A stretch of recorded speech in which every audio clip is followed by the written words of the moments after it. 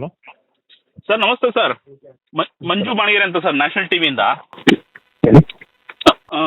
Sir ನಾವು ಒಂದು story ಮಾಡಿದ್ವಿ ನಿಮ್ಮ AW ಒಬ್ರು ಸೋಮಶೇಖರ್ ಅನ್ನೋರು ಒಂದಷ್ಟು ವಿಚಾರಗಳ ಬಗ್ಗೆ ಒಂದು ಸ್ಟೋರಿ ಮಾಡಿದ್ರೆ ಅದು ನಿಮಗೆ ಕಳಿಸ್ಕೊಟ್ಟಿದ್ದೆ. ನಮ್ಮ ರಿಪೋರ್ಟರ್ ಕೂಡ ತಮ್ಮಲ್ಲಿ ಬಂದಿದ್ರಂತೆ.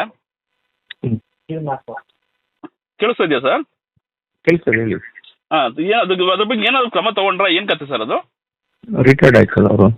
ರಿಟೈರ್ಡ್ ಆಗ್ಬಿಟ್ರಾ? ರಿಟೈರ್ಡ್ ಆಗೋರು ಕಾದ್ರಿ ನೀವು ಕ್ರಮ ತಗೊಳ್ಳೋದಕ್ಕೆ? ಒಂದು ನೋಟಿಸ್ ಕೂಡ ಕೊಡಲಿಲ್ಲ ನೀವು? ಎಲ್ಲ ಆಗಿದೆ.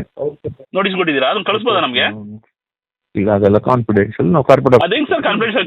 ಕಂಪ್ಲೇಂಟ್ ಕೊಡಲಿಲ್ಲ ಎಂತದ್ದು ಸರ್ ಕಾನ್ಫಿಡೆನ್ಷಿಯಲ್? ನೀವು ಕಾರ್ಪೊರೇಟ್ ಆಫೀಸಲ್ಲಿ ಕೊಟ್ಟಿದ್ದೀವಿ, ತಗೊಳ್ಳಿ. ಯಾರಿಗೆ? ಕಾರ್ಪೊರೇಟ್ ಆಫೀಸಲ್ಲಿ ಕೊಟ್ಟಿದ್ದಾರೆ. ಅದ್ರ ಬಗ್ಗೆ ಕಂಪ್ಲೇಂಟ್ ಬಂತು, ಮೀಡಿಯಾದಲ್ಲಿ ಬಂದಿದ್ದಕ್ಕೆ ರಿಪೋರ್ಟ್ ಕೇಳಿದ್ದಾರೆ, ಕೊಟ್ಟಿದ್ದೀವಿ. Okay okay okay. ಎಲ್ಲ ನೀವೆಲ್ಲ ಒಂದೇ ಅಂತ ಸರ್? ನೀವೆಲ್ಲ ಸೇಮ್ ಒಂದೇ ಇದೆ ಅಂತ, ಅಲಯನ್ಸ್ ಅಂತ? ಹಲೋ, ಹೇಳಿ. ಎಲ್ಲ ಒಂದೇ ಅಲಯನ್ಸ್ ಅಂತ? ಹೆಂಗ್ ಬೇಕೋ ಹಂಗೆ ಅವ್ರಿಗೆ ಅನುಕೂಲಕ್ಕೆ ತಕ್ಕ ಮಾಡ್ಕೊಡ್ತೀವಿ. ಅಷ್ಟು ಮಾಡ್ಬೋದು ಅಷ್ಟೇ, ಅದಕ್ಕೆ ಮಿತಿ ನಾವು ಮಾಡಿಕ್ ಬರಲಿ ಸರ್. ನೀವು ಫೇರ್ ಕ್ರಮ ತೊಗೊಳ್ಳಿ ಸರ್. ಏನ್ ಸರ್ ನೀವು ಅವ್ರಿಗೆ ಸಪೋರ್ಟ್ ಮಾಡ್ಕೊಂಡು?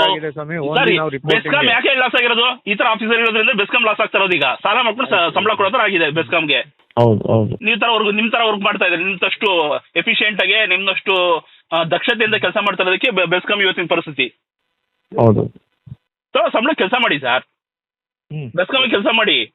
ಒಬ್ರು ಸೋಮಶೇಖರ್ಗೆ, ಒಬ್ಬ AWಗೆ, ಒಬ್ಬ AEಗೆಲ್ಲ ಕೆಲಸ ಮಾಡೋದು ನೀವು. ಆಯ್ತು ಆಯ್ತು.